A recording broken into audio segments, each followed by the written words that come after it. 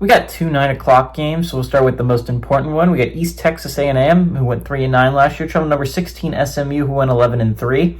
SMU favored by 50.5 points on the ACC network. Kevin Jennings went 247 to 380 last year, threw for 3,245 yards, 23 touchdowns, 11 interceptions. Brashard Smith had 235 carries for 1,332 yards and 14 touchdowns. And Roderick Daniels Jr. had 42 catches for 663 yards and 4 touchdowns. SMU is an extremely interesting team to look at this year because of the 12 teams that made the college football playoffs, most of them do not return the quarterback that got them there. If you think about it, Ohio State doesn't, Indiana doesn't, Oregon doesn't, that's 3/4 of the Big Ten doesn't, and the ACC, both of them do, but look at the SEC, Georgia doesn't, Tennessee doesn't, Texas doesn't. The Big 12, Arizona State does, and Boise State does. So about half of them did return their starting quarterback from last year, right? SMU is one of those teams that brings back Kevin Jennings. Kevin Jennings was a very, very good quarterback for SMU last year. Obviously, he got them to the college football playoffs and almost won them an ACC championship in their first year in the ACC.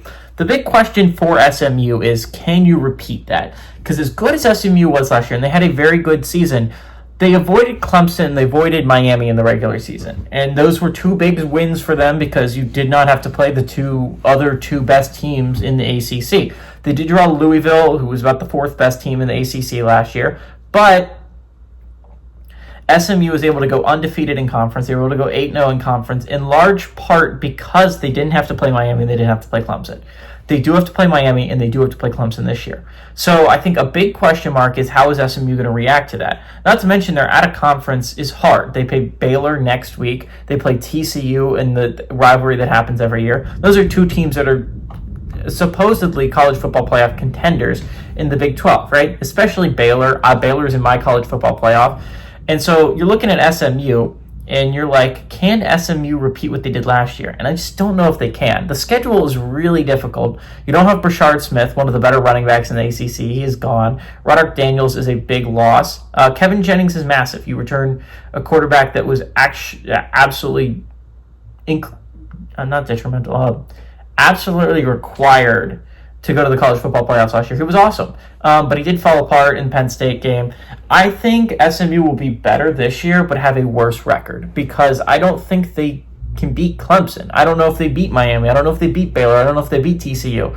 And as much as I like SMU, they're not in my college football playoffs, and there is a reason for that. SMU has a really hard schedule. I find it hard to believe that they'll go 10-2 or better. I think they'll lose at least 3 games, and that'll be before the championship game and before the college football playoff, right? I like SMU. I like SMU to win this game. I think they have an electric offense, but I don't like them to go to the college football playoffs, and there's a reason behind that. Give me SMU to win and cover at home, though.